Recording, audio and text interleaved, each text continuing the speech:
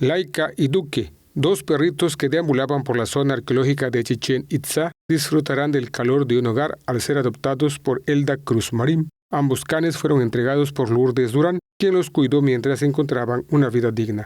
El director de Cultura, Mauricio Díaz Montalvo, manifestó que la iniciativa tuvo éxito por las personas que adoptaron a los perritos que corrían riesgo en la zona arqueológica. Esta iniciativa que tenemos en Cultura, la verdad es que ha tenido mucho éxito y sí hay que reconocer a las personas que están adoptando a los perritos y ojalá hubiera todavía mucha más gente que adopte a uno de los perritos porque de verdad hace falta, ¿no? Hay mucho perrito en la calle. Bueno, a nosotros nos toca ver la parte de Chichén Itzá, que es donde más hemos detectado. De hecho, ahorita tenemos uno en la veterinaria que vamos a ir a visitar después porque llegó muy dañado, muy lastimado y lo están curando.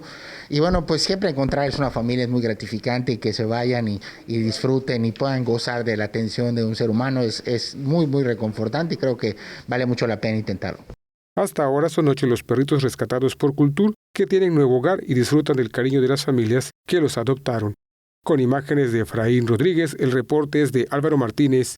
Teleyucatán te informa.